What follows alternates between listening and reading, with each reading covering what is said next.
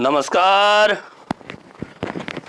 Good evening, शुभ संध्या साथियों। मैं हरीश बाना और आप फिलहाल परिज्ञान क्लासेज के यूट्यूब चैनल पर। वक्त हो चुका अपने राजस्थान जिला दर्शन का, और इसी राजस्थान जिला दर्शन की श्रृंखला में तो आज हम बात करेंगे चूरू। याद कीजिए साहब, चूरू वो जिला जिसे कह सकते हो साहब राजस्थान के महान लोक देवता वीर गोगा जी की जन्मस्थली। इसे कह सकते हो साहब राजस्थान में कह सकते हो साहब बजरंग बली है ना, हनुमान जी के मंदिरों वाली जो स्थली है ना, वो धर्म स्थली कौन सी मित्रों? चूरू। इस चैनल पर आए हुए तमाम प्रतियोगी परीक्षार्थियों को सामूहिक रूप से गुड इवनिंग, सभी को शुभ संध्या। तिरुपति बालाजी, सालासर बालाजी, गोगा जी, अलग्या संप्रदाय के संस्थापक याद करेंगे संत लालगिरी को, और विशेषकर जोड़ों वाला शहर है ना, तालाब को कहते हैं जोड़े, और जोड़ों वाला शहर कौन सा? चूरू। तो आज हम बात करेंगे साहब चूरू की। मित्रों, जैसा कि आप लोग चूरू नाम लेते हैं, आपके दिल और दिमाग आता है कि राजस्थान का वह जिला जहां पर दूर दूर तक कोई नदी नहीं है, यानी बिना नदी वाला जिला कह सकते हो, या फिर ये भी कह सकते हो कि साहब राजस्थान में सर्वाधिक तापांतर वाला जिला। राजस्थान में सर्वाधिक गर्मी भी पड़ेगी चूरू में, और राजस्थान में सर्वाधिक सर्दी भी कहाँ पड़ेगी? चूरू में। अभी जिला दर्शन लेकर आए, ये आपके सामने चूरू की तस्वीरें मित्रों। जिस प्रकार मैं मोटे तौर पर देख पा रहा हूं ना, इस चूरू के शहर में भी जितने भी जो घर बने हुए हैं ना, इन घरों को लगभग नीले रंग से पोता गया। जिस प्रकार आपने कभी जोधपुर के मेहरानगढ़ किले में खड़े होकर कभी जोधपुर का नजारा देखा हो ना, तो मित्रों देखना साहब वहां पूरा जोधपुर पूरा नीला नगर लगेगा। तो नीली नगरी के जैसे कह सकते हो साहब चूरू में भी सर्वाधिक ध्यान है ना, नील की पोताई हो रखी है।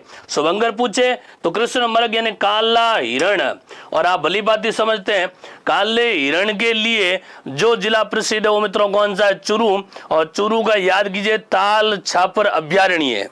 तो मित्रों कृष्ण मृग है ना, ये इनका धारणा शुभंकर है, और शुभंकर के बारे में आपको पहले भी कह चुका हूं कि शुभंकर अमूमन धारणा दुर्बल जो प्राणी होते हैं ना, उनका ही फोटो लिया जाता है। शुभंकर बोले तो वो जिले का पहचान चिन्ह है, यानी चूरू जिले की पहचान है ना कौन से मृग से होती है? कृष्ण मृग से होती है। कारण क्या? काले हिरणों का जो कृष्ण मृग अभ्यारण्य है ना, वो मित्रों कौन से कहां पर है? ताल छापर। ताल छापर कहां है? चूरू। तो ये चूरू का फोटो हो गया। चूरू देखते हैं साहब राजस्थान के किस दिशा में? तो मित्रों ध्यान रखना, चूरू आपके आएगा राजस्थान के उत्तर पूर्व में कह सकते हो साहब, या फिर उत्तर पूर्व नहीं पूछो तो कह सकते हो साहब डायरेक्ट आप कह सकते हो साहब उत्तर दिशा में, लेकिन पूर्णतः उत्तर नहीं कह सकते। कारण क्या? चूरू के उत्तर में हनुमानगढ़ भी है, चूरू के उत्तर में गंगानगर भी है। तो मित्रों ये कहानी ये है कि साहब चूरू आएगा साहब यूं तो उत्तर पूर्व में, लेकिन अगर पूछे ना तो धारणा उत्तर दिशा बता सकते हो। तो प्यारे परीक्षार्थियों, पूरे राजस्थान की बात करें तो 23 डिग्री 30 मिनट से लेकर 30 डिग्री 12 मिनट ये तो है उत्तरी अक्षांश, 69 डिग्री 30 मिनट पूरी देशांतर से लेकर 78 डिग्री 17 मिनट है पूरी देशांतर। तो ये तो है राजस्थान की अक्षांशीय व देशांतर स्थिति। लेकिन बात करें चूरू की तो मित्रों ध्यान रखना, चूरू के उत्तर में जिला आएगा मित्रों हनुमानगढ़। कौन सा गढ़ है? हनुमानगढ़ है। और उसी प्रकार चूरू के ध्यान रखना इधर कह सकते हो उत्तर पश्चिम में जिला आएगा कौन सा? बीकानेर। इसी चूरू के कह सकते हो दक्षिण में जो जिला आएगा वो आएगा मित्रों नागौर। कौन जाएगा? नागौर। इसी के कह सकते हो साहब आप पूर्व दिशा में कह सकते हो या दक्षिण पूर्व कह सकते हो आएगा साहब सिक्कर। और इसी के पूर्व में पूछो तो मित्रों बताओगे कौन सा? झुंझुनू। तो देख सकते हो साहब कितने जिले? 5, यानी चूरू की सीमा लगती है मित्रों 5 जिलों से। कितने? 5 जिलों से सीमा लगती है। और मित्रों अंतर्राज्यीय सीमा भी बताओगे, और अंतर्राज्यीय सीमा कहां से बताओगे मित्रों? हरियाणा से। कहां से बताओगे? अंतर्राज्यीय सीमा पूछो तो हरियाणा से बताओगे। और अंतर जिले की सीमा पूछो, जिले कितने बताओगे? 5। तो 5 जिलों से और एक राज्य से सीमा लगती है, राज्य है मित्रों हरियाणा। और जिले पूछो तो मैं फिर से कह रहा हूं, याद रखना मित्रों हनुमानगढ़, बीकानेर, नागौर, सिक्कर और झुंझुनू। और ये चूरू मित्रों जिला जो है ना, ये आता साहब बीकानेर संभाग के अंदर। कौन संभाग है? बीकानेर। और सबसे बड़ी बात हम आपको ये बता दें कि साहब चूरू वास्तव में कोई रियासत थी नहीं, चूरू पहले खुद था। ध्यान रखना बीकानेर रियासत के अंदर। और आज भी ध्यान रखना चूरू जो है ना वो कौन से संभाग में आएगा साहब? बीकानेर संभाग में। तो चूरू का संभाग बताओगे बीकानेर। चूरू पहले रियासत नहीं थी। और अब ध्यान रखना चूरू की स्थापना बारे में बात करें ना तो मित्रों देखना चूरू की वर्तमान स्थिति देखिए 27 डिग्री 24 मिनट उत्तरी अक्षांश से लेकर 29 डिग्री है उत्तरी अक्षांश। देशांतर की बात करें ना तो 73 डिग्री 44 मिनट पूर्वी देशांतर से लेकर 75 डिग्री 41 मिनट वो है पूरी देशांतर है। तो ये तो इसकी अक्षांश और देशांतरी स्थिति होगी। अब इसी चूरू में साहब मुख्य मुख्य नगर कौन से, मुख्य मुख्य स्थान कौन से, तो प्यारे परीक्षार्थी देखना, इसी चूरू के उत्तर में दो, एक तो है साहब राजगढ़, दूसरा आएगा साहब तारानगर, एक आएगा सरदार शहर, एक आएगा रतनगढ़, एक आएगा सुजानगढ़, एक आएगा बिद्दासर। जिस प्रकार आप समझते हो साहब, इसी सरदार शहर के निकट याद करो साहब सालासर वगैरह, है ना। यहाँ सुजानगढ़ की बात करेंगे, तिरुपति बालाजी को याद करेंगे, है ना। और उसी प्रकार ये अलग अलग सारे स्थान है, और इन स्थानों में ध्यान रखना, चूरू के सबसे जो निकट मुख्यालय निकट है वो कौन सा गढ़ है मित्रों, रतनगढ़ है। यानी चूरू के निकलते कौन सा जगह, रतनगढ़। क्षेत्रफल पूछे तो 16,830 वर्ग किलोमीटर है। जनसंख्या पूछे तो 20,39,547 वर्ग किलोमीटर है। और मैं फिर से कह रहा हूं, राजस्थान में सर्वाधिक तापांतर वाला जिला, सर्वाधिक तापांतर वाला जिला, यानी राजस्थान में सर्वाधिक तापमान की कह सकते हो साहब, गर्मी देखे तो भी ध्यान रखना कहां बताओगे, चूरू में, और सर्दी पूछे तो भी कहां बताओगे, चूरू में। और ध्यान रखना, इसी चूरू नामक ठिकाने की स्थापना हुई थी मित्रों 1602 ईस्वी में, 1600, और करने वाला था मित्रों, नाम था चूड़ा जाट। कौन सा जाट था, चूड़ा जाट। तो चूड़ा जाट ने 1602 ईस्वी में बसाया था मित्रों चूरू को। यानी चूरू किसके नाम से है, चूड़ा के नाम से, और चूड़ा के नाम से हो गया चूरू। अब देखना साहब, चूड़ा ने चूरू को बसा दिया 1602 ईस्वी में, लेकिन चूरू का ठिकाना था जो था कौन सी रियासत, बीकानेर रियासत में। लेकिन कहते हैं साहब, जिस समय राजस्थान एकीकरण पूर्ण हुआ 1 नवंबर 1956 ईस्वी को चूरू को कहते हैं साहब स्वतंत्र जिला भी घोषित कर दिया। तो आपसे कोई पूछ लेना कि साहब बताओ आपका चूरू जिला कब घोषित हुआ, तो मित्रों आपको बिना कोई संकोच के सीधा बताना है 1 नवंबर 1956, यानी जिस दिन राजस्थान का एकीकरण पूर्ण हुआ ना, उस समय ध्यान रखना चूरू भी बीकानेर से अलग होकर एक नया जिला बन गया। तो नया जिला अपना कौन सा है, चूरू। तो प्यारे परीक्षार्थियों 1 नवंबर 1956 से, तो मित्रों ये स्थिति कहां की बताओ कि साहब चूरू, और चूरू पूछ ले साहब राजस्थान कौन दिशा मित्रों, धारणा उत्तर दिशा में।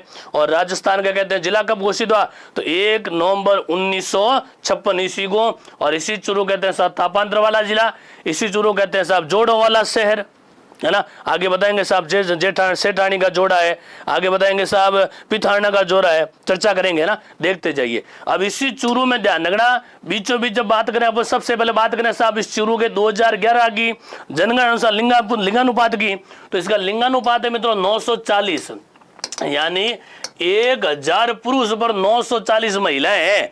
जनसंख्या घनत्व पूछे तो बताओ साहब 147 व्यक्ति प्रति वर्ग किलोमीटर है, प्रति वर्ग किलोमीटर। तो ध्यान रखना 1 किलोमीटर में व्यक्ति कितने रहते हैं, 147। साक्षरता दर पूछे तो मित्रों 66.75 है, 66.75। और हो सकता है ध्यान रखना कहेंगे इसको 66.80 भी मिलेगा, एक ही बात है, 66.75 बोलिए और 66.80 बोलिए, अलग अलग आंकड़े दिखाए जाते हैं। चूरू में विधानसभा कितनी बताओगे, 6, और तहसीलें भी कितनी बताओगे, 6। तो 6 ही तहसीलें है, 6 ही विधानसभा क्षेत्र है। और ये सारी की सारी ध्यान रखना, वो जो आंकड़े में बता रहा हूं ना, ये आंकड़े मित्रों 2011 की जनगणना के मुताबिक बताए गए आपको। और आगे चलते हैं, इसी चूरू के बीचों बीच एक किला मिलेगा मित्रों, चूरू का किला। किले का नाम ही चूरू का किला है। और इसी किले का अगर पूछे साहब निर्माण हुआ था मित्रों, ध्यान रखना 1739 ईस्वी में निर्माण हुआ था, 1739 ईस्वी में। और निर्माण पूछो तो निर्माता कौन है मित्रों, कुशाल सिंह है। निर्माता कौन है, कुशाल सिंह। तो फिर से लिख रहा हूं 1739 ईस्वी में निर्माता कौन सा सिंह है, कुशाल सिंह है। कहते हैं ऐसा अमूमन इसका निर्माण हुआ था लाल पत्रों से। कौन से पत्रों से, लाल पत्रों से। लेकिन चूरू का किला सर्वाधिक कह सकते हो साहब प्रसिद्ध कैसे हुआ, कह सकते हो साहब ये चूरू का किला सुर्खियों में कैसा आया। तो चूरू का किला ही राजस्थान का एकमात्र ऐसा किला है कि जिस किले में युद्ध के दौरान यानी किले की तोप से चांदी के गोले भी दागे गए थे। जिस प्रकार आप सामने फोटो में देख पा रहे हो ना, इस फोटो में आपको बता रहे कि ये साहब तोप, तो ये वही तोप है। मैं थोड़ा सा जूम करके दिखा देता हूं आप लोगों को मित्रों, ये वो ही तोप है कि जिस तोप से कहते हैं साहब चांदी के गोले दागे गए थे। अब कहाँ आवश्यकता पड़ी चांदी के गोले दागने, ये भी देखें। कहते हैं साहब 1857 ईस्वी की क्रांति के समय अंग्रेजों ने आक्रमण किया था चूरू पर, और उस समय कहते हैं साहब चूरू का शासक था मित्रों शिव सिंह। नोट करते जाना साथ ही साथ में, चूरू का शासक कौन था, शिव सिंह। और उसी समय अंग्रेजों का साथ दिया था कहते हैं साहब बीकानेर की सेना ने, शासक था याद करो सरदार सिंह। और वहां उनका एक सेनापति आया था अमर सिंह सुराणा, बड़े गौर से सुनना। तो उस अमर सिंह सुराणा ने आक्रमण किया चूरू पर। यहाँ का ठाकुर कौन था? शिव सिंह। कहते हैं साहब इधर अंग्रेजों ने कहते हैं साहब जैसे घेरा डाला, बेंगलुरु से जब युद्ध हुआ था ना, उस युद्ध के समय कहते हैं साहब बारूद यार कह सकते हो साहब जितने बम विस्फोटक जो सामग्री थी, सामग्री पूर्ण रूप से क्या हो चुकी थी? समाप्त। तो जैसे ही कहते हैं साहब जब बारूद समाप्त हो गया, जब कहते हैं साहब तोप के गोले समाप्त हो गए ना, तो वहां के स्थानीय सेठ साहूकारों ने ठाकुर शिव सिंह को बहुत सारी चांदी भेंट की थी। और वहां के जो स्थानीय लुहार है ना, उन लुहारों ने मिलकर कहते हैं साहब उस चांदी के क्या बना दिए थे? गोले। बारूद तो था, आवश्यकता थी साहब गोले के रूप देने की।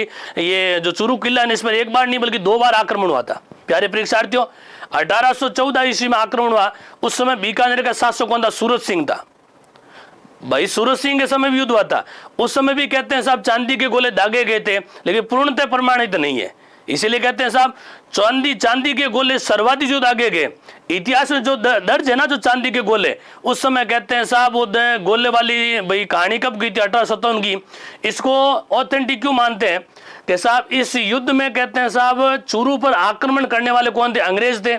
और अंग्रेजों को उस समय चल रहा था कि अंग्रेजों के विरुद्ध सैनिकों का चल रहा था विद्रोह, और सैनिकों का विद्रोह तो 1857 ईस्वी में ही था।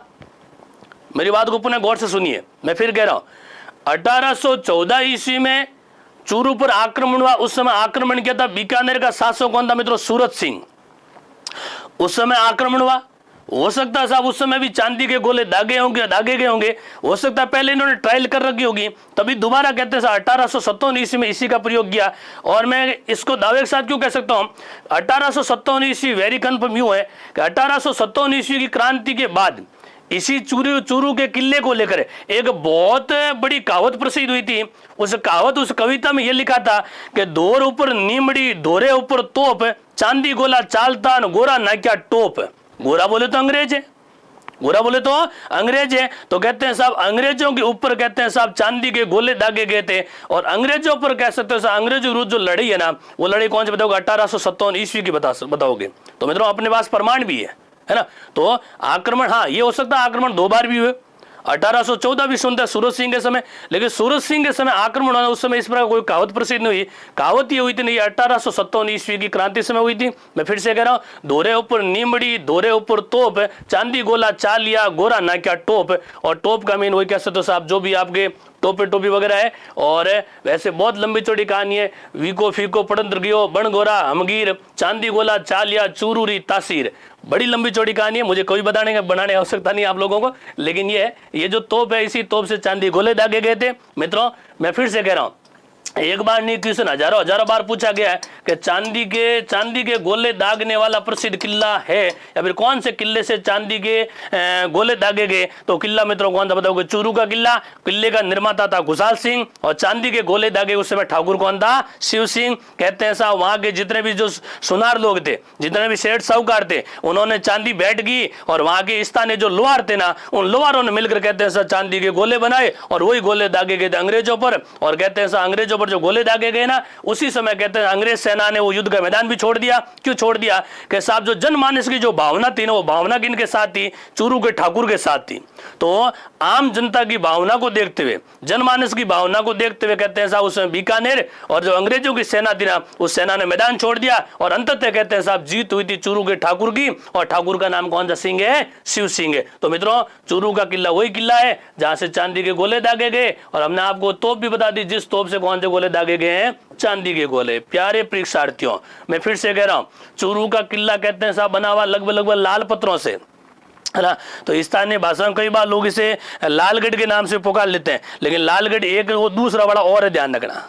हाँ और आगे चलते हैं मित्रों, इसी चूरू से निकलते ही चूरू के बाहर जाते रतनगढ़ वाले रास्ते पर एक किला और बना, उस किले का नाम है बीना देसर का किला। कौन सा किला है? ये बीना देसर का किला आपको बाहर से बता रखा है। और इसी किले का अंदर का नजारा है ना, ये आपको बता रखा है। ये तो ऐसा अंदर का नजारा है ना, और ये आपको दे दिया साहब बाहर का नजारा। और ये बीना देसर का किला है मित्रों, चूरू जो शहर मुख्यालय है ना, उस मुख्यालय से निकलते कहते हैं साहब 3-4 किलोमीटर आगे जाओगे तो वहां पर मिलेगा। इस किले का निर्माण हुआ था मित्रों 1891 ईस्वी में। 1891 ईस्वी में यहाँ के स्थानीय ठाकुर थे, और उन ठाकुर साहब का नाम है दुल्ले सिंह। कौन से सिंह है? मैं बार बार ठाकुर नाम का प्रयोग क्यों कर रहा हूं कि साहब शासक होता साहब किसी राज्य का शासक, किसी रियासत का शासक। और मित्रों ध्यान रखना, चूरू कोई अलग से रियासत नहीं थी, चूरू कोई अलग से कह सकते हो साहब राज्य नहीं था। इनकी रियासत कौन सी थी? बीकानेर। तो यहाँ का जो मुख्य होता है उसे बोलते थे सामंत, और सामंत को कहते हैं साहब ठाकुर। स्थानीय भाषा में आप जागीरदार भी कह सकते हो साहब। तो निर्माण कराया था वो जागीरदार कौन थे? खुशहाल सिंह थे। चांदी के गोले दागे वो ठाकुर कौन थे साहब? शिव सिंह थे। और अब ठाकुर कौन से सिंह है? दुल्ले सिंह है। तो मित्रों ये बीनादेसर का किला, और बीनादेसर किले का निर्माण करवाया हुआ था साहब 1891 में। निर्माता कौन है? दुल्ले सिंह है। और कहते हैं साहब इसी जो ये किला है ना, इस किले के अंदर कह सकते हो साहब एक कांच का शीश महल भी बना हुआ है, और यहाँ कांट की जड़ई का जो एक अनुभव उदाहरण भी मिलेगा। और बीकानेर के महाराजा गंगा सिंह का एक बचपन का चित्र है ना, वो चित्र कहते हैं साहब इसी किले में रखा हुआ है। और मैं क्यों बता रहा हूँ, कहते हैं साहब बीकानेर के शासक गंगा सिंह के अधीन ही तो था ये चूरू का पूरा इलाका, है ना। तो गंगा सिंह की बचपन की जो फोटो है ना, वो फोटो आपको मिल जाएगी साहब यहाँ पर। ये आपके सामने उसी चूरू में एक हवेली है, कौन सी? कोठारी की हवेली। वैसे ध्यान रखना, आपको ध्यान से शेखावटी में हवेलियां बहुत ज्यादा प्रसिद्ध हुई है। सर्वाधिक हवेलियां शेखावटी आपको मिलेगी झुंझुनू के अंदर, और झुंझुनू के बाद कहते हैं हवेलियां कहाँ मिलेगी आपको? इधर आपको मिलेगी साहब चूरू के अंदर।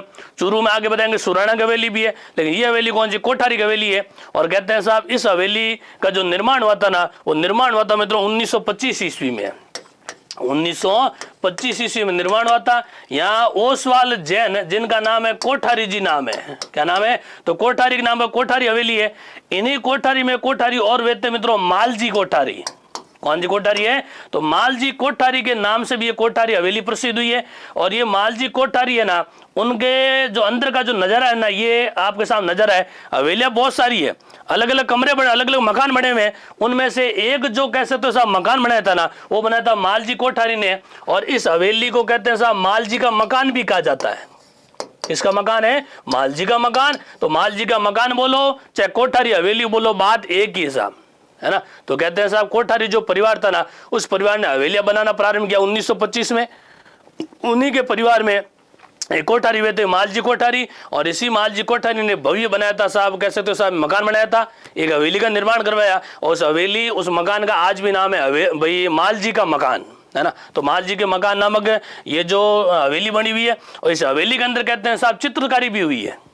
किशन कभी पूछ लेंगे कैसा बताओ साहब, चूरू जिले की कौन सी हवेली के अंदर चित्र शैली का प्रमाण मिलेगा, और चित्र किस पे बने? दीवारों पर। तो कहते हैं साहब इसी कोठारी की हवेली में कैसे तो मालजी के मकान के अंदर भित्ति चित्र बने हुए हैं। तो भित्ति चित्र प्रसिद्ध हवेली कौन सी है? ये आपकी कोठारी हवेली। इसी प्रकार ध्यान रखना, आपके सामने एक 6 मंजिला हवेली आएगी मित्रों, सुराना हवेली, है ना। सुराना हवेली कहते हैं साहब 6 मंजिल की है। इस हवेली की विशेषता है 1111 खिड़कियां हैं। याद करो जिस प्रकार जयपुर के अंदर एक महल बताया था हमने, कौन सा? हवा महल।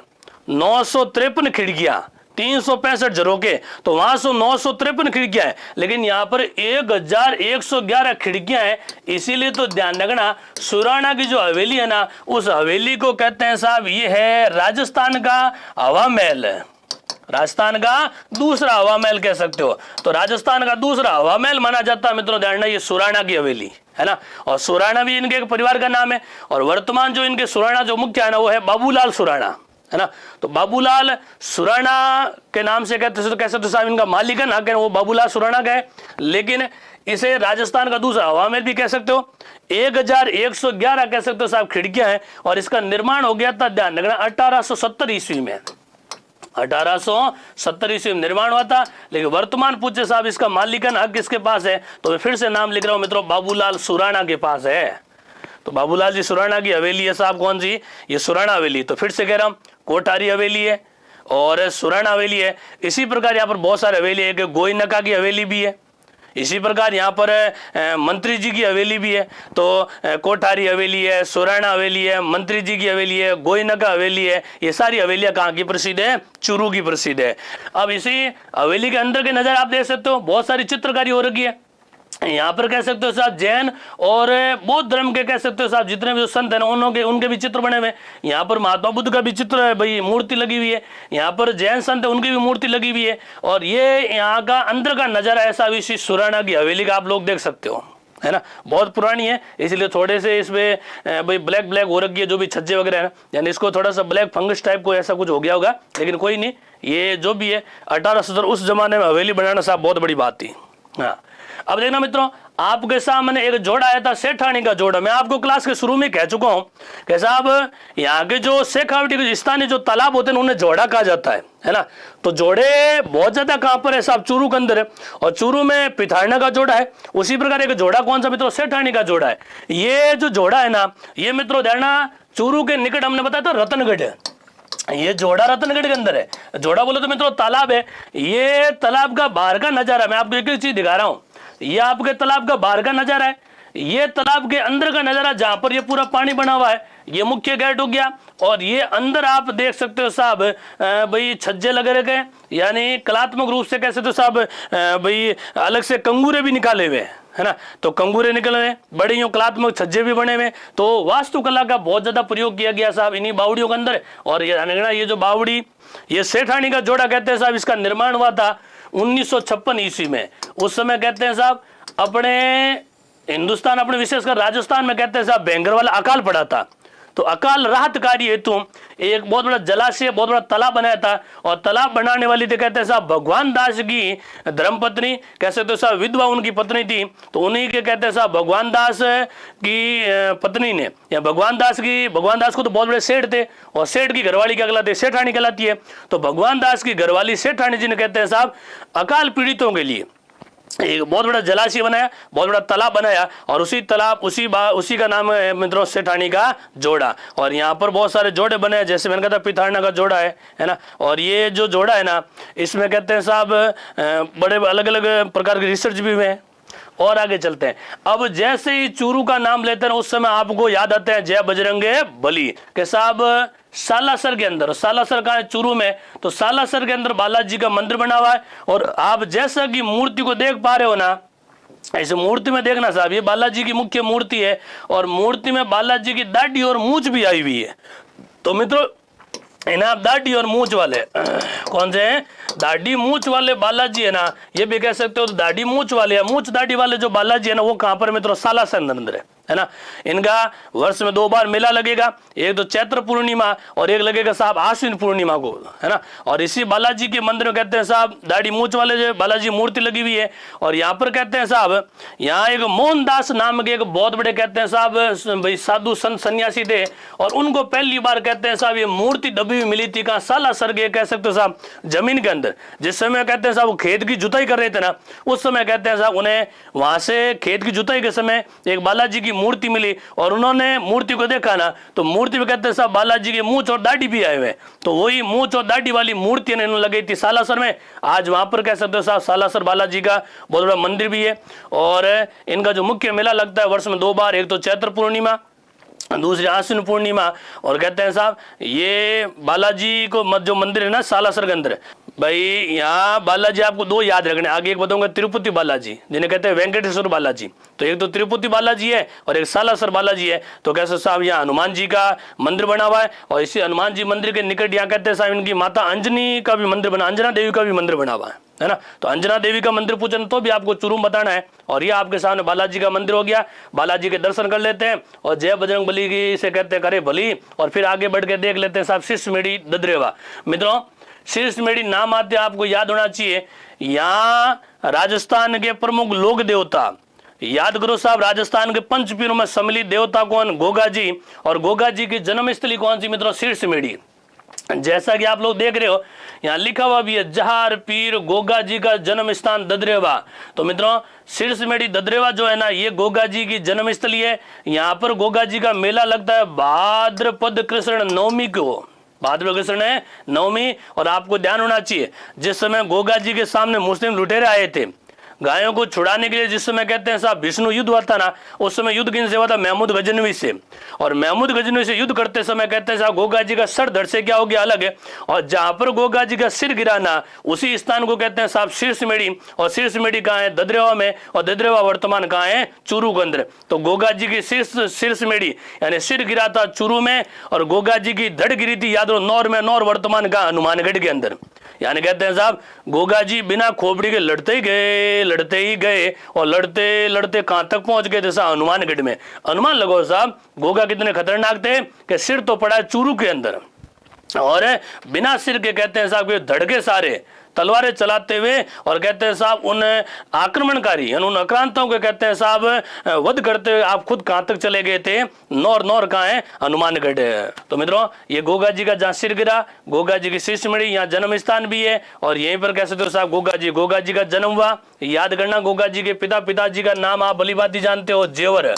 इनकी माता का नाम बताओगे बाचल, माता नाम क्या है? बाचल। इनकी धर्मपत्नी का नाम बताओगे केलंदे। कौन सी दे? केलंदे। और केलंदे कहाँ की थी? याद रखो कोल्लूमंड। और कोल्लूमंड कहाँ है साहब? फलोदी के अंदर, है ना। केलन कहाँ की थी? कोल्लू की। कोल्लू कहाँ है? फलोदी कहाँ है? जोधपुर। तो ये जन्म स्थान माना जाता है मित्रों गोगा जी का। गोगा जी के दर्शन कर लियो तो आगे चलते हैं साहब और दर्शन कर लेते हैं हम किनके? द्रोणपुर के। ये जो द्रोणपुर आपको दिख रहा है ना स्थान, ये भी मित्रों रहना यहाँ पर बालाजी का मंदिर बना हुआ है। यहाँ पर कहते हैं साहब इन बालाजी का नाम है डूंगर जी बालाजी। तो कह सकते हो साहब डूंगर बालाजी का मंदिर बना हुआ है। और यहाँ पर कहते हैं साहब जो द्रोणाचार्य पांडवों के जो गुरु थे ना द्रोणाचार्य, तो द्रोणाचार्य का कहते हैं साहब यहाँ पर आश्रम बना हुआ है। क्या बना हुआ है? द्रोणाचार्य का आश्रम है, डूंगर बालाजी का मंदिर बना हुआ है और इस स्थान का नाम ही कौन सा? पूरे द्रोणपुर है। तो द्रोणपुर वर्तमान का मित्रों चूरू के अंदर है। तो मित्रों द्रोणपुर है, यहाँ पर द्रोणाचार्य आश्रम बना हुआ है, डूंगर बालाजी का मंदिर बना हुआ है। अब साथ में आप स्क्रीनशॉट लेते रहे। इसी प्रकार यहाँ पर सिख धर्म के 10वें गुरु, नाम सुना तो गुरु गोविंद सिंह है। गुरु कौन से सिंह है? गोविंद सिंह। कहते हैं साहब गोविंद सिंह को समर्पित यहाँ पर बना हुआ गुरुद्वारा कहाँ बना? साहुआ में। और साहुआ वर्तमान का मित्रों चूरू के अंदर। सावा कहाँ है? चूरू में। तो सावा में कहते हैं साहब गुरु गोविंद सिंह। यहाँ पर गुरु गोविंद सिंह कहते हैं साहब कुछ समय के लिए यहाँ पर रुके भी थे, है ना। तो गुरु गोविंद सिंह जिस स्थान पर रुके ना उस स्थान का नाम है साहुआ। और इसी साहुआ में कहते हैं साहब ये गुरुद्वारा बना हुआ है। और गुरुद्वारा बोले तो साहब कौन से धर्म का है? सिख धर्म का है। हाँ जी बिल्कुल। और आगे चलते हैं मित्रों, आपके सामने अभ्यारण्य आ गया मित्रों, ताल छापर वन्य जीव अभ्यारण्य है। और जैसा कि मैंने आपको बताया था इसी चूरू का जो कह सकते हो साहब जो शुभंकर हमने बताया था वो कौन सा मृग था? कृष्ण मृग था। तो यही काले हिरण है और इन्हीं काले हिरणों के लिए कहते हैं साहब कौन सा अभ्यारण्य प्रसिद्ध हुआ? ताल छापर। इसे अभ्यारण्य का जो दर्जा मिला था ये मिला था मित्रों 11 मई। कौन सी है? 11 मई 1966 ईस्वी को। 1966 ईस्वी बना था अभ्यारण्य। और ताल छापर अभ्यारण्य कहते हैं साहब समूचे एशिया में हिरणों के लिए बहुत ही प्रसिद्ध है। और विशेष और कौन से हिरण है मित्रों? काले हिरण है। और यहाँ पर सर्दियों में कहते हैं साहब माइग्रेट करने से भाई साइबेरिया से कुर्जा है ना, वो कुर्जा भी कहते हैं साहब यहाँ पर आते हैं ताल छापर अभ्यारण्य में। अब देखना मित्रों, जैसे ही कुर्जा का नाम आता है ना तो कुर्जा जोधपुर के निकट आपके खींचन में भी आती है। तो खींचन में भी कुर्जा है। और यहाँ पर कहते हैं साहब ताल छापर जो अभ्यारण्य है ना यहाँ पर भी कह सकते हो साहब साइबेरिया से कौन आती है? कुर्जा आती है। और साइबेरियन सारस पूछो तो कहाँ बताओगे साहब? केवलादेव घाना पक्ष विहार याद कीजिए साहब भरतपुर में। तो साइबेरियन सारस पूछो तो बताओगे साहब केवलादेव में। साइबेरिया से कुर्जा जो आती है एक तो आती है ताल छापर चूरू के अंदर और एक आती है खींचन में। खींचन वर्तमान कहाँ है मित्रों? जोधपुर के अंदर है ना। बिल्कुल ये सही कह रहे हो। अर्जुन नाई कह रहे कुर्जा गीत भी होता है, 100% होता है कुर्जा गीत। तो ये काले हिरण है और ये आप देख सकते हो साहब ये आपके सामने कौन है? कुर्जा है ना। तो ये कुर्जा भी देख सकते हो साहब कौन सा अभ्यारण्य में? ताल छापर अभ्यारण्य में। 11 मई 1966 ये अभ्यारण्य घोषित हो चुका था। इसी चूरू में प्रसिद्ध हुआ मित्रों एक धर्म स्तूप है ना। और ये धर्म स्तूप मित्रों ध्यान रखना महात्मा बुद्ध का है। तो आप कह सकते हो साहब बौद्ध धर्म को समर्पित है। कौन धर्म को है? तो बौद्ध धर्म को समर्पित स्तूप कौन सा? धर्म स्तूप है। और इसी धर्म स्तूप के बारे में कहा जाता कि साहब ये यहाँ लाल पत्थरों से बना हुआ है। यहाँ पर ऊपर कह सकते हो साहब एक घड़ी भी लगी हुई है। तो इसे कहेंगे साहब लाल घड़ी के नाम से भी जाना जाता है। कौन सी घड़ी है? लाल घड़ी के नाम से भी जाना जाता है। पूरा लाल पत्थरों से बना हुआ है। यहाँ पर कहते हैं साहब भगवान श्री कृष्ण, महावीर स्वामी, महात्मा बुद्ध और गुरु नानक और जगदम्बा और शंकराचार्य की मूर्ति भी लगी हुई है। तो इसे ये भी कह सकते हो कि सांप्रदायिक सद्भावना का स्तूप है। ये सांप्रदायिक है सद्भावना। कैसे कि यहाँ पर साहब हिंदू धर्म के देवी देवताओं की मूर्ति लगी, जैसे भगवान श्री कृष्ण की भी लगी हुई है, देवी जगदम्बा की मूर्ति भी लगी हुई है, बौद्ध धर्म के महात्मा बुद्ध की भी लगी हुई है, तो जैन धर्म के महावीर स्वामी की भी लगी हुई है, तो सिख धर्म के गुरु नानक की भी लगी हुई है। मित्रों ये जो लाल पत्थर से बना हुआ बड़ा सा कह सकते हो साहब भवन है ना, इस भवन का नाम है धर्म स्तूप। विशेषकर ये स्तूप है मित्रों बौद्ध धर्म को समर्पित, इसे कहते हैं बौद्ध धर्म स्तूप। लेकिन फिर से कह रहा हूं यहाँ पर महात्मा बुद्ध, महावीर स्वामी, भगवान श्री कृष्ण, गुरु नानक है इत्यादि सबकी मूर्ति लगी हुई है, तो सांप्रदायिक सद्भावना का स्थल भी कह सकते हो। इसी चूरू के बौद्ध स्तूप पर 26 जनवरी 1930 ईस्वी को एक नया इतिहास बन गया कि इसी स्तूप पर राजस्थान में पहली बार तिरंगा झंडा फहराया गया था। मित्रों बड़े गौर सुना, राजस्थान में प्रथम बार तिरंगा झंडा फहराया था मित्रों, कौन थे? बौद्ध स्तूप पर, और ये झंडा फहराया था मित्रों 1930 ईस्वी में। तो मित्रों ये भी ध्यान रखना, राजस्थान में पहली बार तिरंगा झंडा कहां फहराया ये भी पूछे तो मित्रों चूरू ही बताना है। और चूरू क्रांतिकारी गतिविधियों के समय बहुत प्रसिद्ध हुआ था। राजस्थान में चूरू की क्रांतिकारी घटनाएं बहुत ज्यादा प्रसिद्ध है। इसी चूरू से याद करो साहब, ये क्रांतिकारी प्रसिद्ध हुआ स्वामी गोपाल दास, यहाँ क्रांतिकारी प्रसिद्ध हुआ चंदनमल बेड। तो कैसे तो साहब चंदनमल बेड और उनके दोस्तों ने मिलकर इसी चूरू के बौद्ध स्तूप पर कहते हैं साहब तिरंगा झंडा फहराया। तो राजस्थान का पहला तिरंगा झंडा यहीं पे फहराया था। और ये मैंने अलग से फोटो यूं दिया है, ये सबसे टॉप की जो बिल्डिंग है ना, जो टॉप का भवन है ना, यही है। तो मित्रों यहाँ पर तिरंगा झंडा फहराया गया था, ये समझ लो। अब फहराने वाले कौन कौन थे? स्वतंत्रता सेनानी है तो चंदनमल बेड, गणपत दास स्वामी और वैद्य बालचंद्र शर्मा थे। अब कहानी क्या हुई सुनो। कहते हैं साहब 26 जनवरी 1930 ईस्वी को ये जब झंडे फहराने की योजना बनी ना, उस समय कहते हैं साहब यहाँ पर एक स्थानीय व्यक्ति था जिसका नाम था चंदूलाल, एक नाम और लिख लेते हैं चंदूलाल। उस समय चंदनमल बेड ने कह दिया चंदू, यानी चंदन ने कह दिया चंदू, तो भाई कहते हैं साहब वो सिलाई का काम करते थे और कपड़े का काम करते थे। उससे कह दिया कि चंदन ने कहा चंदू तू सुबह सुबह ऐसे करना, तीन रंग के कपड़े ले आना। 3 रंग कौन से? तिरंगा का रंग भली बात ही जानते हो, केसरिया है भाई, सफेद है ना हरा है, तो केसरिया सफेद और हरे 3 रंगों के कपड़े लेकर आ जाना। लेकिन कहते हैं साहब चंदन ने चंदू को कहा, लेकिन चंदू ने चंदन को भाई एन वक्त पर कहते हैं साहब धोखा दिया, विश्वासघात किया, और कहते हैं साहब चंदू वहां पहुंचा ही नहीं। उसी समय कहते हैं साहब चंदनमल बेड के साथ कौन थे? गणपत दास स्वामी। तो चंदनमल बेड और गणपत दास स्वामी निकट कहते हैं साहब रेलवे ट्रैक था। तो रेलवे ट्रैक में आपको जानना चाहिए 2 प्रकार की झंडियां होती, 2 प्रकार के ध्वज होते हैं। एक तो आपको जाना ध्वज कौन से वाला? लाल वाला है ना, और उसका अमूमन रंग कैसा? केसरिया टाइप हो जाता है। तो वो तो काम किस में ले लिया? केसरिया में। और दूसरा आपको ध्यान होना चाहिए कैसा होता है? हरा वाला। तो हरा और केसरिया ना वो तो उठा लिया रेलवे ट्रैक से, बच गया कौन सा? सफेद कपड़ा। तो सफेद कपड़ा उस समय कहते हैं साहब वैद्य बालचंद्र शर्मा कहते हैं साहब पगड़ी पहनते थे, जिसे कहते हैं ना साफा, जिसे गांव में हम कहते हैं पोतिया। तो कहते हैं साहब उसी समय पोतिया का पल्लू किसने फाड़ा था? बालचंद्र ने। तो कहते हैं साहब बालचंद्र की जो सफेद पगड़ी थी ना, उस पगड़ी में से निकाल दिया सफेद कपड़ा और रेलवे ट्रैक से 2 कपड़े उठा लिए, एक तो हरे रंग का, दूसरा केसरिया लाल रंग होता है, लेकिन अमूमन केसरिया जैसा ही होता है, ज्यादा कोई फर्क नहीं होता है। तो कहते हैं साहब 2 तो झंडिया काम ले ली रेलवे ट्रैक वाली, एक कहते हैं साहब सापा काम आ गया बालचंद्र वाला, और तीनों रंग कैसे हो गए साहब? वही केसरिया, हरा और सफेद, और तीनों रंगों से कहते हैं साहब तिरंगा झंडा फहराया। और तिरंगा झंडा यहाँ टॉप में फहराया था साहब चूरू के बौद्ध स्तूप पर। और घटना कब की? 1930 की। वेरी इंपॉर्टेंट घटना और याद करने लायक है। और याद करना मित्रों, यहाँ तिरंगा झंडा फहराने वाले 3 व्यक्तियों के नाम याद रखना, चंदनमल बेहड़, गणपत दास स्वामी और वैद्य बालचंद्र शर्मा। पूछ ले पगड़ी किसकी थी? तो बालचंद्र की जीत गई, है ना। ट्रैक से झंडे किसने उठाए? चंदनमल बेहड़ और गणपत दास ने। और भाई चंदन को ये काम करने कहाँ आवश्यकता पड़ी कि धोखा किसने दे दिया? साहब चंदू ने। तो पूछ लेना कि साहब चंदन को धोखा किसने? चंदन को धोखा देने वाला चंदू ही है साहब। तो चंदू और चंदन वाली विशेष घटना याद रखना चूरू के बौद्ध स्तूप की है। यहीं पर जब चूरू का नाम आता है ना, उस समय का बहुत बड़ा नाम किसका था मित्रों? दूधवा खारा। अब दूधवा खारा क्यों प्रसिद्ध हुआ? यहाँ से एक आंदोलन प्रसिद्ध हुआ था मित्रों, किसान आंदोलन। कौन सा है? अब ये दूधवा खारा किसान आंदोलन है ना, ये दूधवा खारा गांव कहां पर है मित्रों? चूरू के अंदर। कहां पर है? इसी दूधवा खारा में एक कहते हैं साहब बहुत प्रसिद्ध कहते हैं यहाँ के एक स्थानीय नेता थे, उनका नाम था हनुमान सिंह। कौन सिंह था? हनुमान सिंह चौधरी। दूसरे एक नाम था मित्रों यहाँ के स्थानीय नेता, नाम था बीरबल सिंह।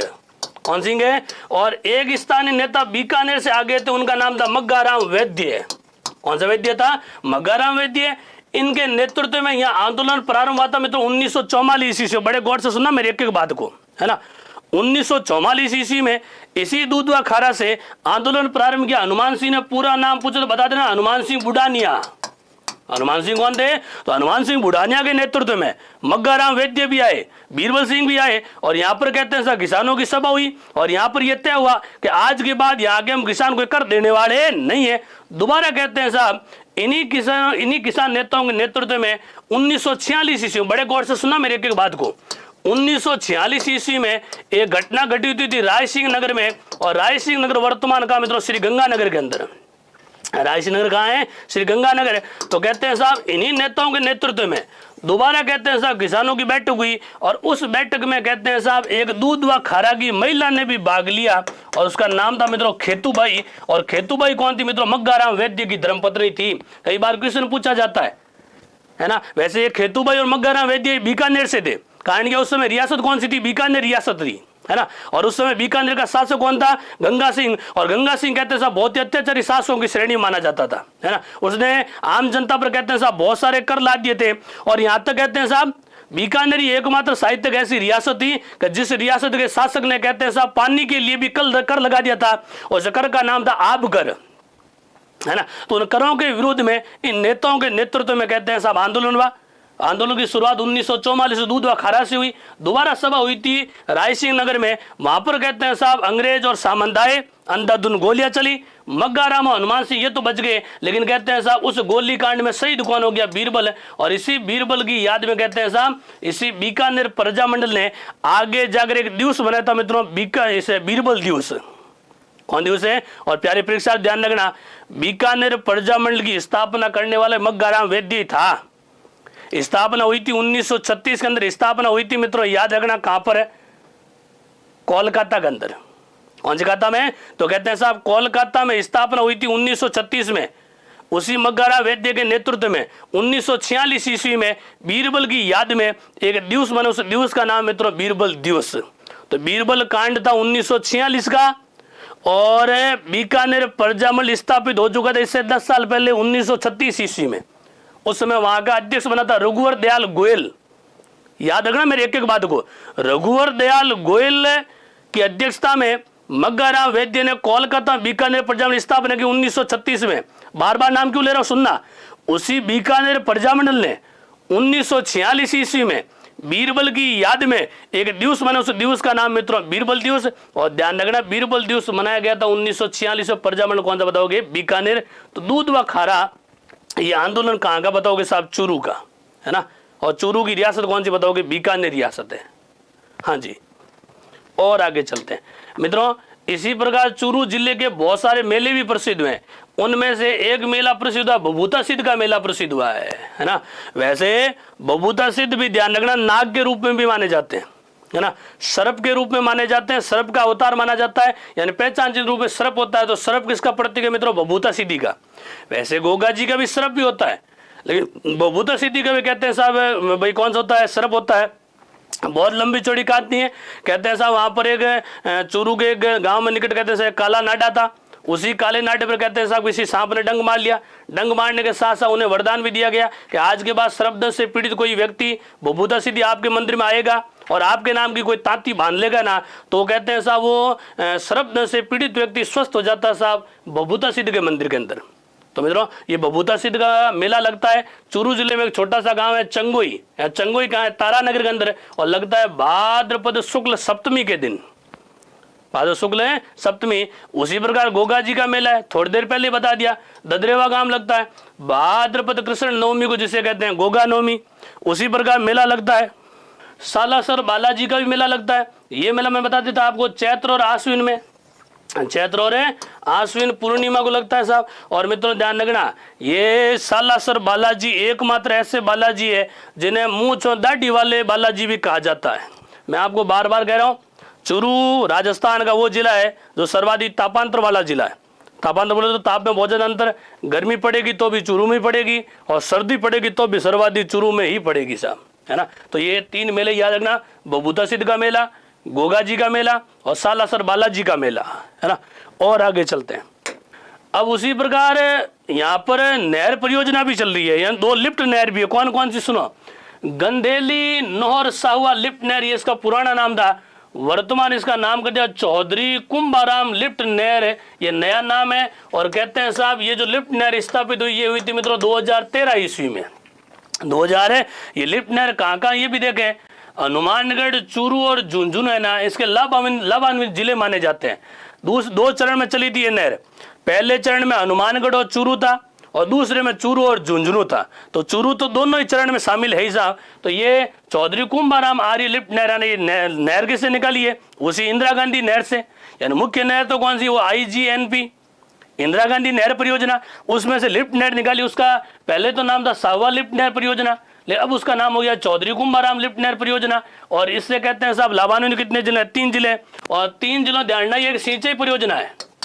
कौन सी परियोजना है? सिंचाई। लेकिन इसी लिफ्ट नहर से, बड़े कौन सुना, इसी लिफ्ट नहर से जल आपूर्ति हेतु जर्मनी के सहयोग से अपनी योजना संचालित की जा रही है। भाई सिंचाई परियोजना के लिए तो सीधे सीधे ये बताना है, चौधरी कुंभाराम लिफ्ट नहर से सिंचाई की जाती है साहब हनुमानगढ़, चूरू और झुंझुनू के अंदर। लेकिन स्पेशली चूरू के अंदर इसी नहर से जल आपूर्ति के लिए, है ना, यानी पेयजल के लिए अलग से योजना चली है। और योजना चल रही है कौन सी? अपनी योजना। और इस योजना के प्रथम चरण में हनुमानगढ़, चूरू, और द्वितीय चरण में वही चूरू और झुंझुनू कुछ गाँव को जलापूर्ति की जाती है। यानी हनुमानगढ़, चूरू और झुंझुनू को कहते हैं सर जलापूर्ति होती है। तो ये भी समझ लो कि इसी नहर परियोजना, इसी लिफ्ट नहर से सिंचाई भी होती है। इसी से कह सकते हो साहब, ये कह सकते हो साहब पेयजल की भी कह सकते हो साहब आपूर्ति होती है। तो ये आपूर्ति होती है साहब, उस योजना का नाम है आपनी। तो स्पेशली पेयजल पूछो तो आपनी योजना से, और बाकी वो तो सिंचाई परियोजना है ही है, बिल्कुल जर्मनी के सहयोग से चल रही है।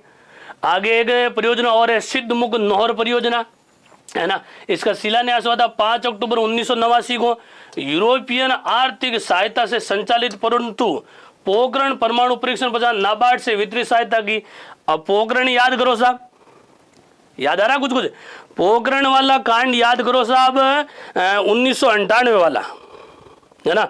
उस समय कहते हैं साहब जैसे वो पोखरण में कहते हैं साहब उस समय लगातार जो विस्फोट हुए थे, याद करो साहब 11 मई और 13 मई को, है ना। उसके बाद कहते हैं साहब यूरोपियन संघ ने भारत को कहते हैं साहब सहयोग, या फिर कैसे जो जो लोग सहयोग कर रहे थे ना, उन सब ने हाथ खींच लिया। और कहते हैं साहब जो सहयोग राशि दे रहे थे ना, उन्होंने कहते हैं साहब सहयोग राशि देने से इनकार कर दिया। उसी समय कहते हैं साहब नाबार्ड, है ना, इस नाबार्ड के द्वारा वर्तमान वित्तीय सहायता दी जाती है साहब सिद्धमुख नहर परियोजना। तो पहले पूछे कौन करता भाई वित्तीय सहायता? तो करता था साहब यूरोपीय संघ, है ना। यूरोपीय आर्थिक सहायता मिलती थी। लेकिन परमाणु विस्फोट होने के बाद यूरोप के सभी देशों ने कहते हैं साहब एकता कर ली और भारत से कहते हैं साहब किनारा कर लिया। उस समय कहते हैं उन्होंने आर्थिक सहायता देना भी बंद कर दिया। और आर्थिक सहायता देना बंद करने के बाद कहते हैं साहब ये नाबार्ड है, और नाबार्ड कैसे साहब वित्तीय सहायता दे रहा किसे? सिद्धमुख नहर परियोजना को। बिल्कुल सही कह रहे हो वासुलेगा। इसकी स्थापना हुई थी 12 जुलाई 1982 ईस्वी को नाबार्ड की, और इसकी चर्चा अपन इससे पहले भी कर चुके हैं। इस नहर परियोजना से हनुमानगढ़ व चूरू के 113 गांवों को पेयजल व सिंचाई सुविधा उपलब्ध होती है।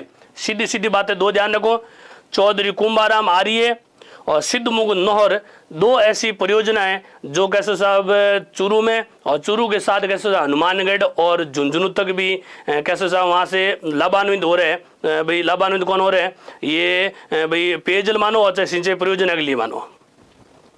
हाँ जी, और आगे चलते हैं। इसी कह सकते हो साहब चूरू से 3 नेशनल हाईवे भी निकलते हैं। एक तो NH11, एक NH52 और एक NH709। NH11 जैसे आप जानते हो ये सबसे लंबा है। ये हरियाणा, चिड़ावा, रतनगढ़, बीकानेर, जैसलमेर, और जैसलमेर में ध्यान एक गांव का नाम है मया जलार, है ना। मया जलार गांव है ना जैसलमेर। तो वहां जैसलमेर तक कहते हैं साहब हाईवे चलता है। और कहते हैं साहब शुरुआत कहाँ से हुई? तो मित्रों ध्यान हरियाणा से हुई है। तो हरियाणा से लेकर जैसलमेर तक नेशनल हाईवे 11 है, वो कहते हैं साहब चूरू से गुजरता है, और ये धारणा सबसे लंबा हाईवे माना जाता है। अब ये NH52 है, ये कहाँ से आता है? तो मित्रों धारणा ये पंजाब से, कहाँ से है? पंजाब से लेकर ये कर्नाटका तक जाएगा। कौन जगह तक है? कर्नाटका। तो वो भी कहाँ से गुजरता साहब? इधर आपके कैसे तो साहब चूरू से, बिल्कुल। और उसी प्रकार NH709 है, वो कहते हैं साहब राजगढ़ से, और राजगढ़ में पहले बताया था आपको साहब चूरू के अंदर है। तो और राजगढ़ से कैसे साहब झुंझुनू की तरफ जाता है, इसकी तरफ है। तो राजगढ़ चूरू से झुंझुनू तरफ कौन सा नेशनल हाईवे 709।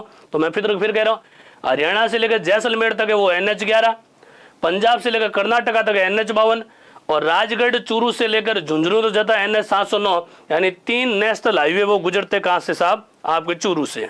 उसी प्रकार राजस्थान के चूरू जिले में महान हस्तियां भी प्रसिद्ध है, महान व्यक्तित्व प्रसिद्ध हैं। उनमें से एक व्यक्तित्व का नाम आता है मित्रों कन्हैयालाल सेठिया। जिस प्रकार क्रांतिकारियों के नाम तो हमने बहुत पहले बता दिया आपको, है ना। भाई स्वामी गोपाल दास है, याद करो, चंदनमल बैड है, गणपत दास स्वामी है है ना। तो इस प्रकार हमने बहुत सारे क्रांतिकारियों के नाम आपको पहले से बता दिए हैं, है ना। तो उसी प्रकार एक महान कह सकते हो साहब साहित्यकार, महान कवि कौन है? कन्हैयालाल सेठिया। और सेठिया का जन्म हुआ 11 सितंबर 1919 को, इनका निधन हुआ था 11 नवंबर 2008 को, और इनका जन्म हुआ था मित्रों सुजानगढ़ में। कौन से गढ़ में है? और सुजानगढ़ वर्तमान कहाँ है? चूरू। और कन्हैयालाल सेठिया वो हस्ती है जिन्हें ध्यान रखना पद्मश्री और साहित्य अकादमी पुरस्कार से भी सम्मानित किया गया, है ना। तो ध्यान रखना 2004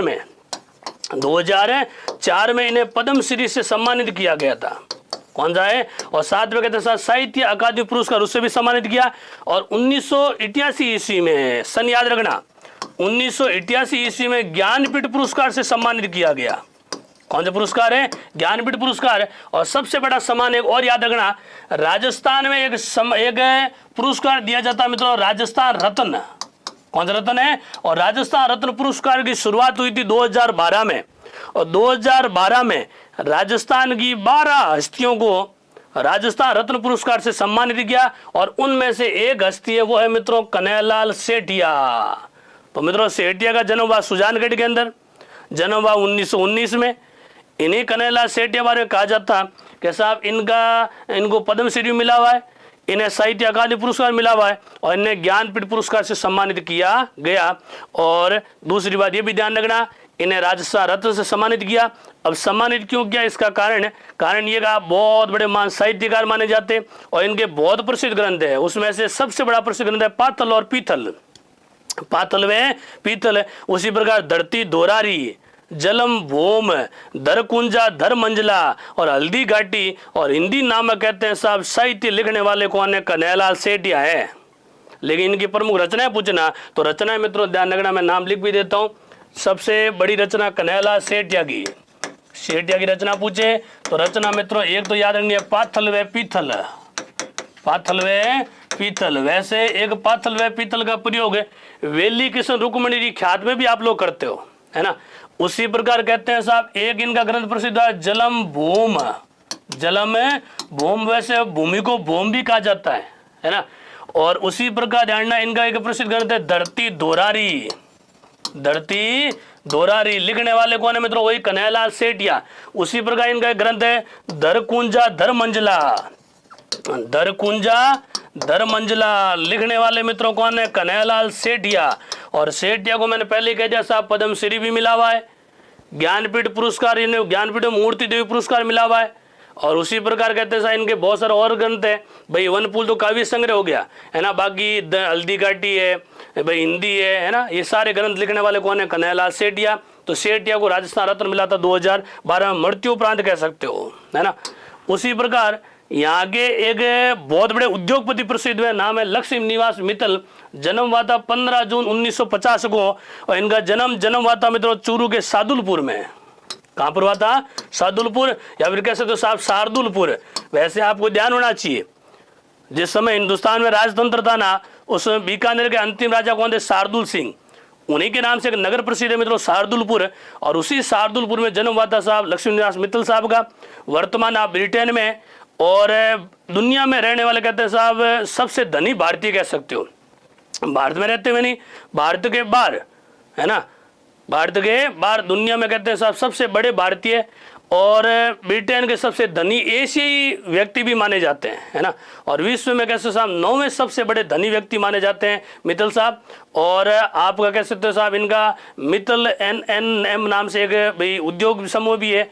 और सबसे बड़ा इनका व्यवसाय है ना, वो है मित्रों के इसका इस्पात का। बिल्कुल लक्ष्मी निवास मित्तल स्टील किंग। तो इस्पात का इनका कहते हैं साहब बहुत बड़ा उद्योग है। तो इस्पात उद्योग के लिए बहुत बड़े उद्योगपति प्रसिद्ध है, इनका नाम है लक्ष्मी निवास मित्तल। तो लक्ष्मी निवास मित्तल मित्रों शार्दुलपुर के, शार्दुलपुर कहाँ पर है? आपके चूरू के अंदर। और वर्तमान आप ब्रिटेन में और भाई अपने भारत से बाहर रहने वाले, है ना। पूरी दुनिया में सबसे धनवान भारतीय पूछो तो लक्ष्मी निवास मित्तल ही है। और एशिया भाई एशिया से बाहर रहने वाले, ब्रिटेन में रहने वाले सबसे बड़े धनी एशियाई व्यक्ति पूछे तो भी आपको लक्ष्मी निवास मित्तल ही बताना है। बाकी दुनिया के तो कह सकते हो साहब 91 आप है वो सबसे धनी व्यक्ति है। मैंने माफी चारों पहले 9वें कह दिया। 91 सबसे धनी व्यक्ति माने जाते हैं लक्ष्मी निवास मित्तल साहब। तो इनका भी जन्म कहाँ पर हुआ है? चूरू में। इसी प्रकार यहाँ पर एक बहुत बड़े क्रांतिकारी का नाम आता है, और वो क्रांतिकारी कौन है? किशन सिंह राठौड़, महावीर चक्र विजेता। और राजस्थान में पहली बार जिस कैसे साहब सिपाही, जिस सैनिक को महावीर चक्र मिला ना, तो वो जांबाज, वो सैनिक, वो सिपाही, आपके सामने फोटो किशन सिंह राठौड़। आपका जन्म भी हुआ मित्रों चूरू के अंदर।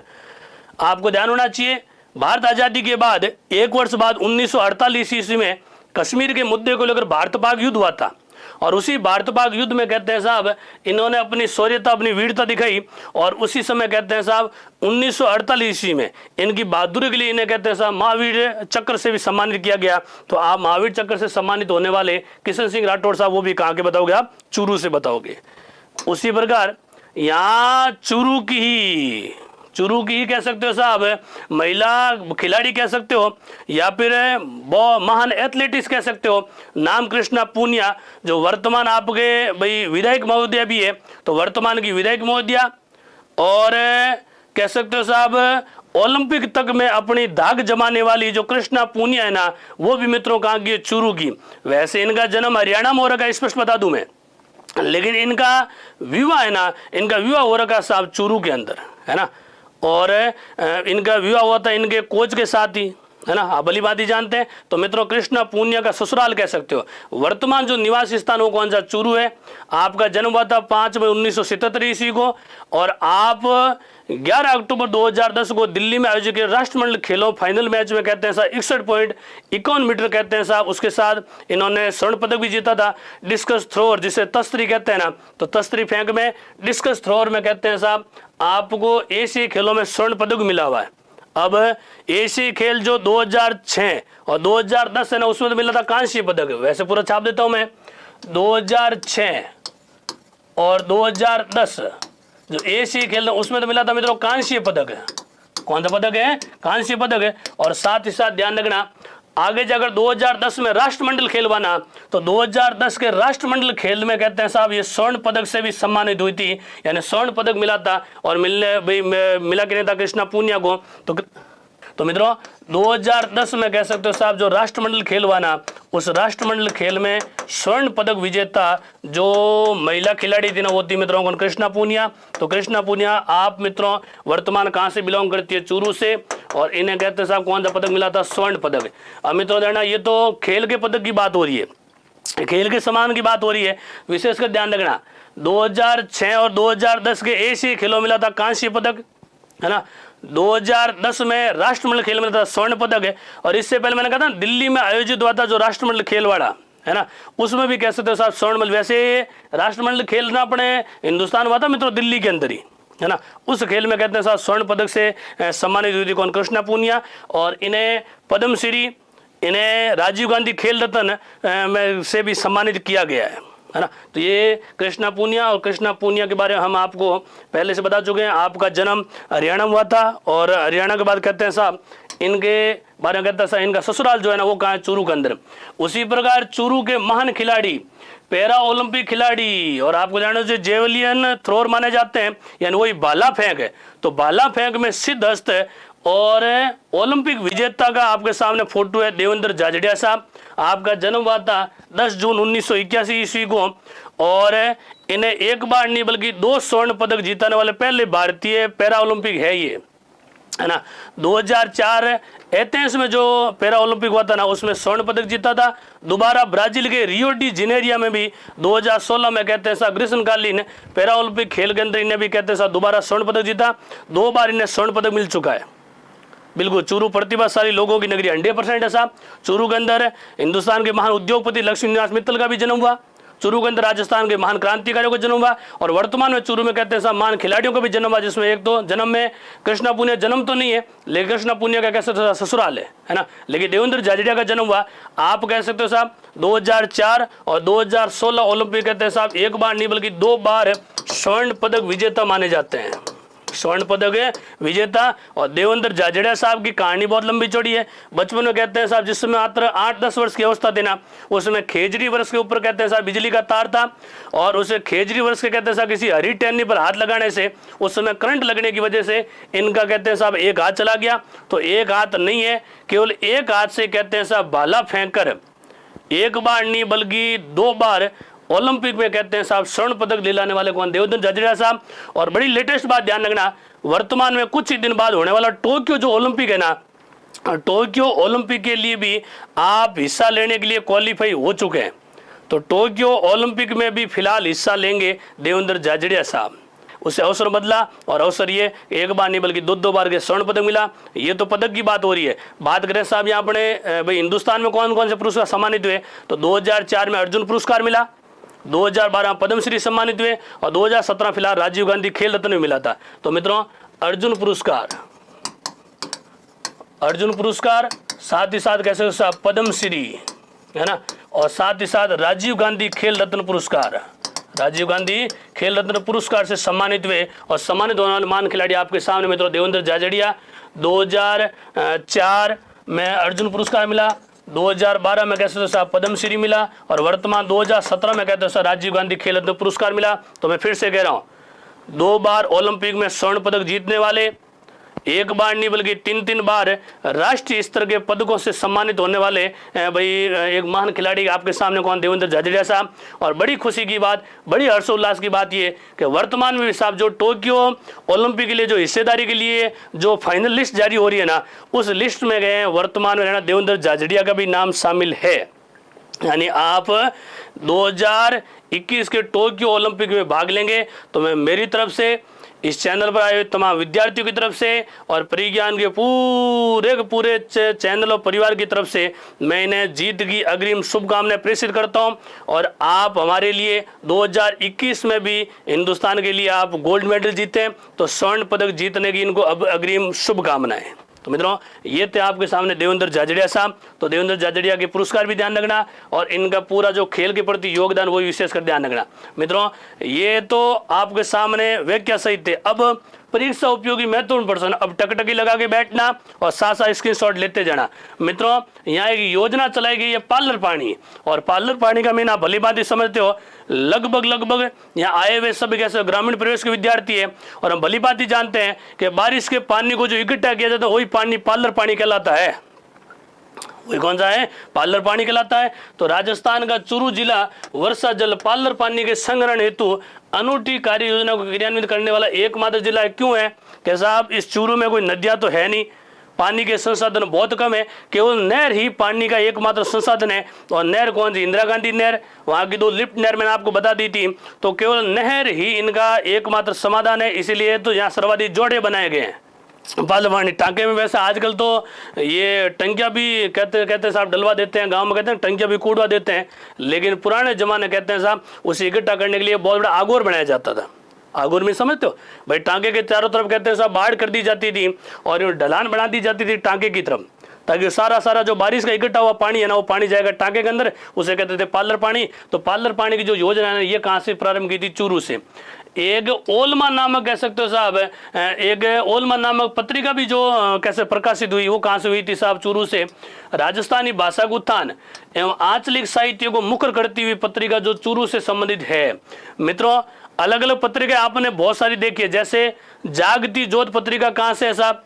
बीकानेर से। माणक कहाँ से है? जोधपुर से। मधुमती पत्रिका कहाँ से? उदयपुर से। उसी प्रकार ओलमा नामक जो पत्रिका है ना वो राजस्थानी भाषा से संबंधित है, वो कहाँ की है? चूरू की प्रसिद्ध है। राजीव गांधी सिद्धमुख नौर परियोजना ये भी कहाँ की है साहब? इसी कैसे तो साहब चूरू की है। गंदेली साहबा लिफ्ट नहर वही साहब जो थोड़ी देर पहले बताया था, अब इसका नाम वर्तमान हो गया चौधरी कुंभाराम आर्य लिफ्ट नहर परियोजना। और राजस्थान का सबसे गर्म में ठंडा जिला भी कौन सा है? चूरू है। और आगे चलते हैं। सालासर जैसा कि नाम बता चुका हूं, राजस्थान का प्रथम सहकारी क्षेत्र का महिला मिनी बैंक है।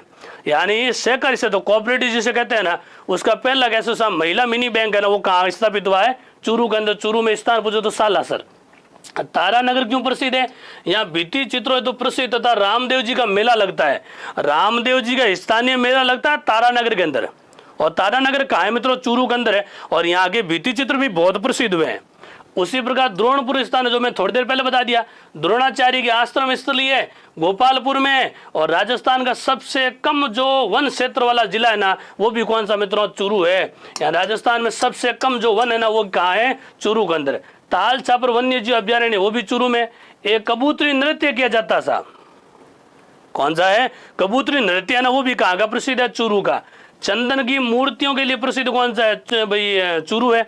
वैसे चंदन की मूर्तियां, इनके अलावा संगमरमर की मूर्तियां वगैरह है ना, वो तो हम अलग जगह बता दें, जैसे कई बार कहते हैं अलवर की प्रसिद्ध हुई है ना। उसी बात चंदन की मूर्तियां कहाँ की? चूरू की है। 1930 ईस्वी में चंदनमल बेड़ ने धर्मस्तूप नामक स्थान पर भारतीय स्वतंत्रता संग्राम का झंडा फहराया था, और धर्मस्तूप को लाल घंटा घर भी कहते हैं। मैंने कहा था ना, लाल घंटा घर बोलो चाहे लाल घड़ी बोलो, और घंटा घर का मीन है वो घड़ी जिसमें घंटे बताए जाते हैं, है ना। आप कभी जोधपुर के यहाँ स्थानीय निवासी हो तो कभी गए हो नई सड़क की तरफ, तो आप देखना बीच में बड़ी सी घड़ी लगी हुई है, और उसी घड़ी वाले स्थान को कहते हैं घंटाघर। और पुराने जमाने में कहते हैं साहब, हर जिले में हर स्थान पर कहते हैं साहब घंटी वाले, ये घंटाघर होता ही होता था। बड़ी सी घंटी लगाई जाती थी, कारण कि हर किसी के हाथ में ऐसी घड़ी नहीं होती थी, है ना। तो पुराने जमाने उसी घंटे को देख कर पता लगाते साहब, कोई शहर में आते ना कि साहब इतने घंटे हो चुके हैं। हाँ, उसी प्रकार देखना एक संवत्सर और कोटसर है ना, वो सबसे बड़ा आखेट निषेध क्षेत्र है।